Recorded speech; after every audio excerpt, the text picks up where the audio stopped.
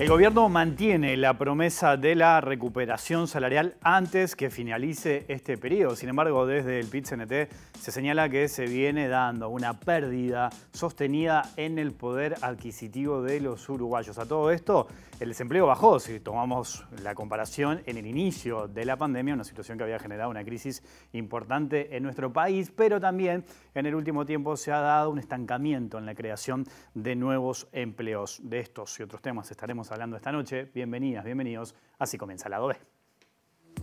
El mes pasado, el Instituto Cuesta Duarte del PIT-CNT publicó un informe donde señala que la economía uruguaya es capaz de generar mayor riqueza que en 2019, pero la masa salarial real no solamente no ha crecido en igual proporción, sino que se ha reducido en términos absolutos, provocando un empeoramiento sustantivo en la distribución entre trabajo y capital. El documento establece que a junio de 2022, el poder adquisitivo de los trabajadores, en promedio, cayó 4,9% con respecto a junio de 2019 y que se llevan contabilizados 28 meses de pérdida salarial. Por su parte, el Ministerio de Trabajo brindó otro punto de vista. Señaló que al menos 5 de cada 10 trabajadores del sector privado no perdieron poder adquisitivo o tuvieron una pérdida inferior a 1% con respecto a julio de 2020. Así, en un universo de 846.774 asalariados, el Poder Ejecutivo dijo que hubo 232.000 trabajadores que no registraron pérdida, un 27,4%. Eso ocurrió en sectores como industria química, salud, industria frigorífica, servicios portuarios, informática, agropecuario en general y servicio doméstico.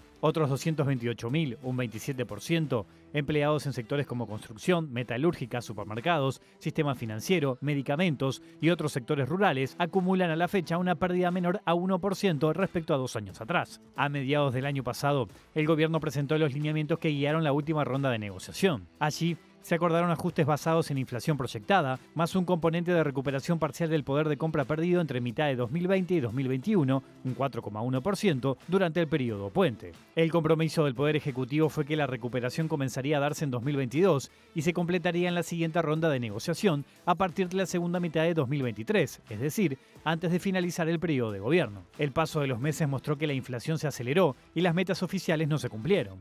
Eso hizo que en abril pasado, y en un escenario grabado por la guerra en Ucrania, el Poder Ejecutivo contradijera sus propios lineamientos y sugiriera adelantar el pago del correctivo por inflación a mitad de los convenios en aquellos casos donde ese ajuste está fijado recién para julio de 2023. Originalmente, la pauta del gobierno no lo había contemplado. Los sectores que ya se habían blindado con correctivos lo hicieron negociando por fuera de esas pautas.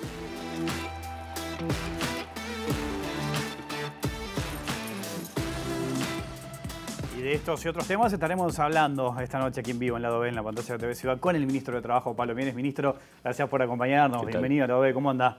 Muy bien, encantado de estar por acá y a las órdenes. Es un gusto recibirlo, le agradezco porque además viene de una reunión, lo veíamos recién en el informativo, con Cabildo Abierto. ¿Qué le dejó ese encuentro? ¿Qué nos puede contar? Bueno, Cabildo Abierto está haciendo una ronda de visitas a todos los partidos, con una idea que es generar un ámbito de diálogo entre partidos y también actores sociales para poner arriba de la mesa algunos temas del acontecer nacional en donde ellos entienden que podemos encontrar puntos de entendimiento entre todos. Bueno, yo creo que todos esos esfuerzos hay que hacerlo. La semana pasada el presidente del Frente Amplio convocó para ver si podíamos, como se dice vulgarmente, bajar la pelota en lo que significa el clima de diálogo o de crispación en el país.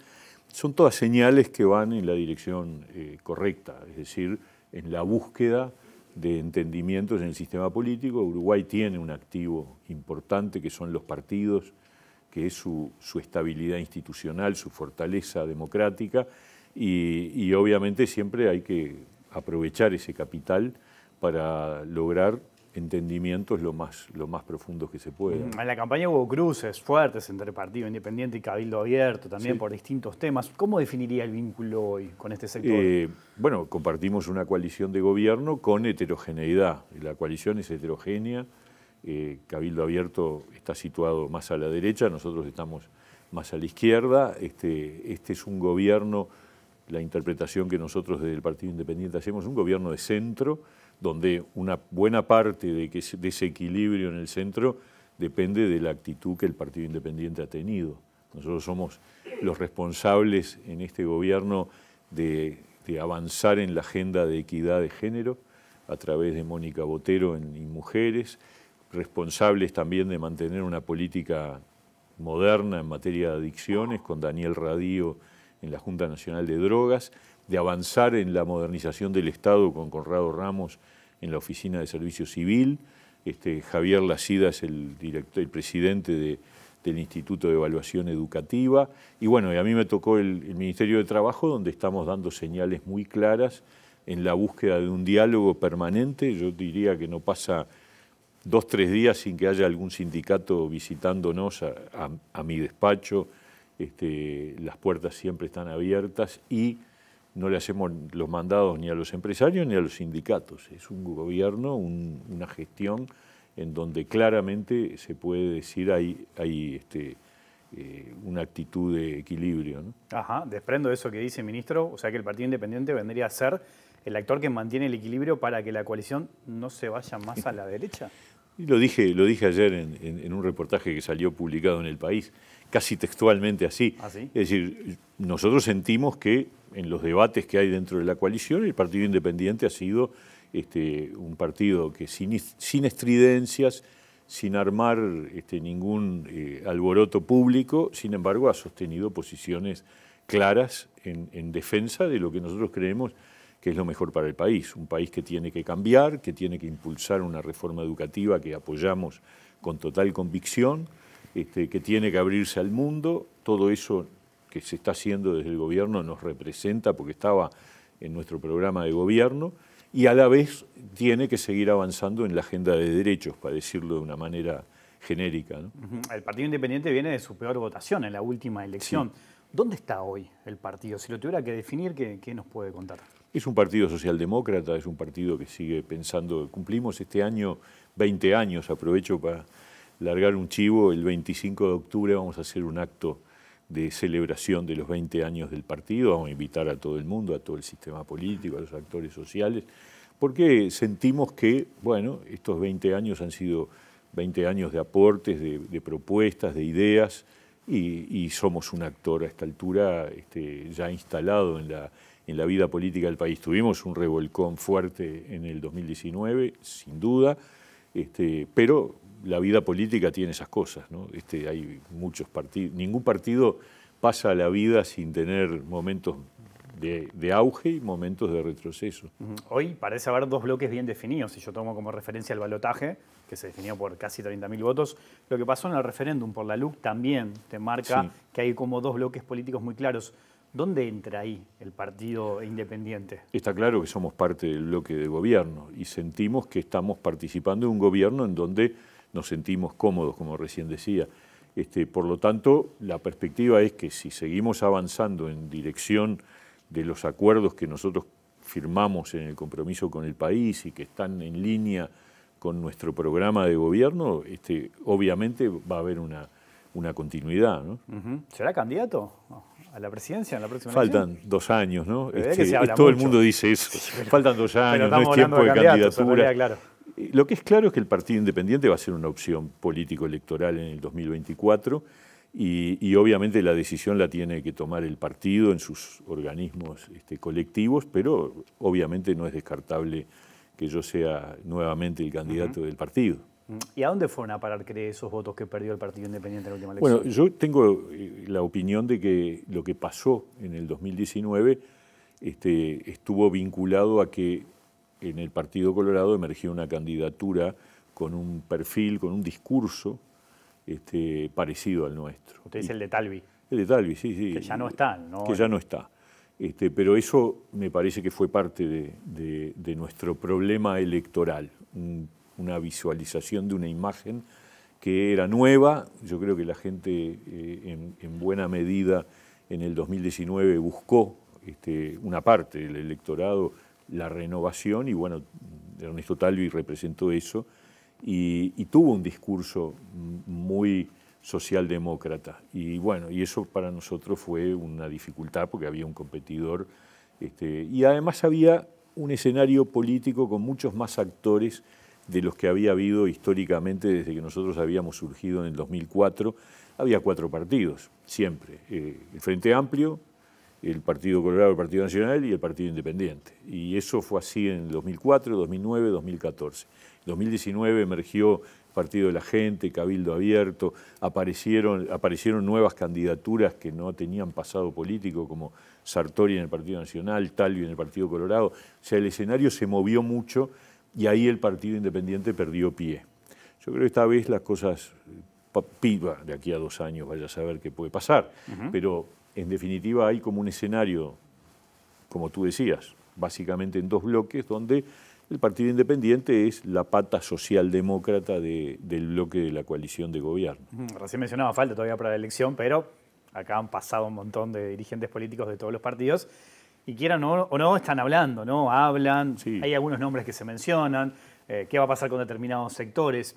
En ese sentido, ¿cómo imagina el futuro de la coalición de acá a esa elección? Porque va a llegar un momento en que obviamente los partidos van a competir. ¿Eso cree que pueda atentar a la salud de la coalición? Bueno, yo veo que la coalición ha ido transitando, ya pasamos la mitad del periodo de gobierno, ha ido transitando con acuerdos importantes, sobre todo en una estrategia para enfrentar la pandemia, que yo creo que fue un gran acierto, cómo logramos manejar y responder a una situación inesperada absolutamente, una cosa que nos cayó de arriba a los 12 días de haber asumido el 13 de marzo y que realmente hubo una capacidad de respuesta que incluso a nivel internacional ha sido muy valorada. El Uruguay tuvo un desempeño importante, luego tuvimos en paralelo la ley de urgente consideración, el presupuesto, ya esta es la segunda rendición de cuentas y más allá de los matices y las heterogeneidades se logra finalmente una síntesis que permite la continuidad de la coalición. Si eso se mantiene para adelante, yo soy muy hincha de la reforma educativa, la transformación educativa es un debe que el Uruguay tiene con sus jóvenes, con sus niños y sus jóvenes. El Frente intentó, en la época de Mujica, cuando se hizo aquel acuerdo por el acuerdo educativo en 2010, otro en 2012, pero después quedó por el camino. Y lo mismo pasó en el 2015 con Tabaré Vázquez y el cambio del ADN de la educación.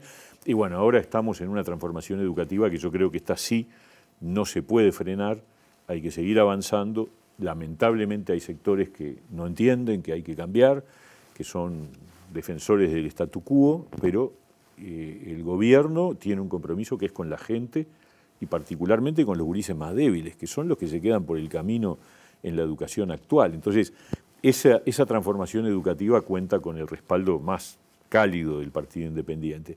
Y la reforma de la seguridad social, que es la otra, yo te diría que hay 3 grandes reformas. La principal, la que a mí me parece más importante, es la educativa. Después está la de la seguridad social, que es necesaria, porque el tiempo de futuro nos muestra una demografía que obliga a la reforma de la seguridad social, y de hecho todos los partidos dijimos eso en la campaña del 2019, todos sabemos que es necesaria y habrá que encontrar la mejor solución. Y la tercera es la reforma del Estado, es decir, el Estado tiene que modernizarse, tiene que darle oportunidades de ser un espacio capaz de impulsar para adelante las transformaciones del país, ¿no? La reforma de la seguridad social fue uno de los puntos que manejó el PIT-CNT el jueves pasado cuando llevó adelante ese paro general, uno de los tantos temas, ¿no? Usted lo calificó como injusto, el paro. ¿Sigue pensando que fue injusto? Totalmente. A ver, yo lo que digo es, la reforma de la seguridad social ni siquiera entró al Parlamento. En la reforma de la seguridad social, en todo el debate, participó un representante del PIT-CNT. Junto a un representante de los empresarios, un representante de los jubilados y de todos los partidos políticos. Es cierto que no se alcanzó un consenso, pero hay un documento que fue votado por mayoría y que se presentó al final del trabajo de la comisión de expertos y que luego se convirtió en un anteproyecto de ley. Es un anteproyecto de ley. Entonces, usted hace un paro general de 24 horas por un anteproyecto de ley de reforma de la seguridad social que está siendo objeto de discusión, análisis, de aportes, de cambios casi seguramente por parte de los distintos partidos. Me parece que se apuran. Yo decía, es injusto porque es un paro contra un anteproyecto de ley que ni siquiera entró al Parlamento, es un paro contra la carestía Y la carestía es un problema mundial. Basta mirar cualquier medio de comunicación en el mundo y el gran tema es la inflación y no es un problema, no es una responsabilidad de este gobierno. Este gobierno asumió con un objetivo de bajar la inflación y lo que hubiéramos querido es ir en una trayectoria descendente de la inflación. El problema es que el mundo se volvió inflacionario y Uruguay sufre lo que le pasa al mundo. Yo a veces pienso que en las críticas de la oposición hay como una idea de que vivimos en una burbuja. Yo he dicho que estamos adentro de un tupper separado del resto del mundo, pero es una crítica injusta, porque en Alemania tienen una inflación del 8 o 9%, siempre estuvieron en el 2%. En España pasa lo mismo, en Estados Unidos tienen inflación más grande en 40 años, y nosotros aumentamos, sí, del 7 al 9%. Pero bueno, inevitable, si aumenta el precio de los alimentos y de la energía, el Uruguay sufre esa situación. Entonces me parece injusto por esas dos razones, ¿no? Uno de los temas que plantea también el PIT-CNT, que planteó la semana pasada, era la recuperación salarial. Sí. De salario y de empleo vamos a hablar. Le propongo una pequeña pausa antes, ¿te parece? Encantado. En un minutito seguimos con más La Boveda aquí en la pantalla de TV Ciudad.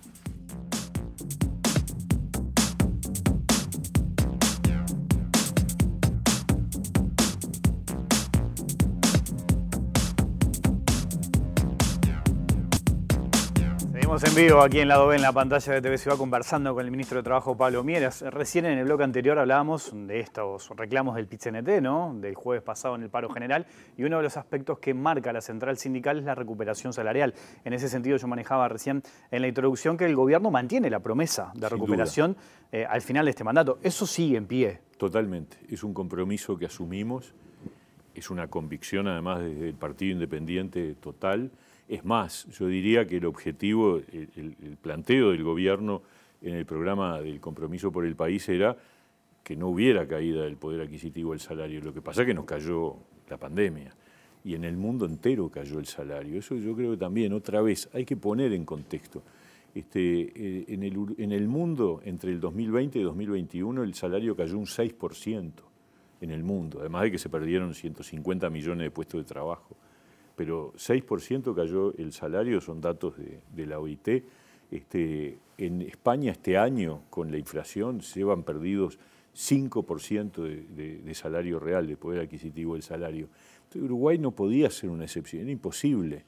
Tuvimos una caída anunciada y acordada, se podría decir, cuando se firmó la ronda del periodo puente, la 8ª ronda del Consejo de Salarios, que establecía que si caía la economía iba a caer el salario real. Y efectivamente la economía cayó y hubo una caída del salario real. Esa caída, en la 9ª ronda se incorpora un componente de recuperación que va a ocurrir, porque en definitiva lo que pasa es que el crecimiento de la inflación lo está haciendo más lento, esa es la verdad. Aún así, firmamos el 29 de junio un acuerdo con COFE y con la Coordinadora de Sindicatos de la Enseñanza, que garantiza, digamos, un cronograma de recuperación del salario público, o sea que ese tema está resuelto, es decir, está firmado y está acordado, va a haber una recuperación salarial del sector público en las sucesivas rendiciones de cuentas para que al final del periodo se haya recuperado el poder adquisitivo de los trabajadores públicos. Y en los trabajadores privados, efectivamente, cuando hicimos el análisis en julio de este año, comparado con julio del 20, efectivamente hay un 27% de los trabajadores que no ha perdido poder adquisitivo, corresponde además con los sectores que han tenido mejor rendimiento a pesar de la pandemia. Estamos hablando de los trabajadores del sector agropecuario, estamos hablando de los trabajadores de la informática, de los frigoríficos, es decir, sectores que que mantuvieron su impulso de crecimiento. Y en la otra punta tenemos los más afectados, que son los de trabajadores de la cultura, del turismo, que sufrieron en mucha mayor medida el impacto de la pandemia. Pero con todos ellos, nuestro objetivo es ir recuperando y efectivamente la promesa, el compromiso, más que la promesa, el compromiso es la recuperación y la ronda del año que viene va a ser clave. En la 10ª ronda de Consejo de Salarios, nuestro objetivo es que se complete la recuperación salarial. El mes pasado el Instituto Cuesta de Duarte dio a conocer un informe en el que señala, ¿no?, una pérdida del poder adquisitivo de un 4,9% y señala una pérdida también de 28 meses, ¿no?, bueno, de pérdida ellos salarial. tomaron julio del 19. Y yo creo que eso no es muy justo, porque eso implica una parte del periodo anterior de gobierno. Y en realidad el impacto de la política salarial del gobierno anterior rigió hasta junio del 20, que es cuando termina el efecto de la séptima ronda, que es la ronda que acordó el Frente, el gobierno del Frente Amplio, que tenía una lógica muy parecida a la que tenemos ahora, es decir, se da un aumento y luego empieza el escalón que va bajando hasta que llega el correctivo por inflación y vuelve y el aumento correspondiente. Ya en el año 2019 no hubo crecimiento del salario real. Entonces, yo creo que lo justo es comparar la fecha actual con lo que de alguna manera es julio del 20, que es el punto de partida de la política salarial de este gobierno. Y obviamente hay caída en el promedio. Hay una caída menos pronunciada que ese 4 y pico que dice el Instituto Cuesta Duarte. Y además heterogénea, porque hay sectores que no perdieron, que le fueron bien, y sectores que le fue mucho peor, ¿no? El Cuesta Duarte reconoce el crecimiento económico del país, lo que señala también es que no se ajusta a eso, a la recuperación salarial que maneja el gobierno. ¿Hay margen para pensar algo mayor? No hay duda. A ver, el tema es que en cualquier crisis, primero se recupera la economía y digamos, la realidad social va más atrás. No es inmediato. No ha ocurrido nunca en ninguna crisis en ninguna parte del mundo. Se puede decir que es automático, que la economía crece y tras él enseguida crece el resto. Yo creo que esto mismo está ocurriendo acá en Uruguay y va a ocurrir. Y estamos comprometidos con que efectivamente ocurra. ¿Pero no hay margen para un crecimiento mayor? Bueno, ojalá pudiéramos acelerarlo. De alguna manera, cuando vino el empuje inflacionario, lo que hizo el gobierno fue decir, muchachos, ajusten por inflación un año antes que varios de las mesas que habían acordado el ajuste por inflación para el 2023. Bueno, la mitad de ellas aceptó, la otra mitad no. Hay que seguir empujando. En el caso del empleo, ministro, obviamente que en la pandemia se vio muy afectado, ¿no? Hoy se está dando como un estancamiento, un freno en el crecimiento del empleo. ¿Qué lectura hace de eso? Bueno, nosotros tuvimos una gran recuperación en la segunda mitad del 21, que fue inesperada. La verdad que nosotros esperábamos la recuperación un poco más tarde y los especialistas nos decían que el empleo iba a llegar al nivel prepandemia a fines del 22 y llegó a fines del 21. Y desde entonces tenemos todavía datos mejores que el 2019 y que un poco más para atrás. Es decir, para tener una idea, hoy, trabajadores en seguro de paro total, con el dato de agosto que sacamos hoy, que son 40.000 trabajadores en seguro de paro total, son 5.000 menos que el promedio mensual del periodo 2015-2020, hasta el febrero del 20. No a partir de la pandemia, hasta febrero del 20. Desde enero del 15 a febrero del 20 el promedio fue 45.000 por mes. Nosotros hoy tenemos 40.000. Tenemos además 8.000 en seguro de paro parcial. Entonces, ¿estamos mejor? Sí, estamos mejor. La tasa de desempleo es 8,1 de acuerdo al último dato que tenemos. El promedio del 2019 fue 8,9. O sea que estamos mejor que en el 2019. Ni hablar mejor que en el 20 y que en el 21. Entonces, los datos de empleo siguen...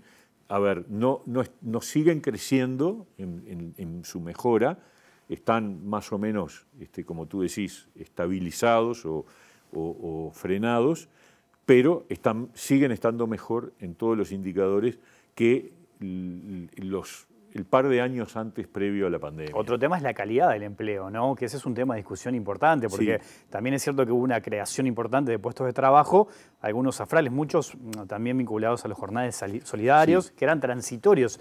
En ese sentido también hay una señal de preocupación, ¿no? A ver, en materia de calidad, yo te diría 3 indicadores.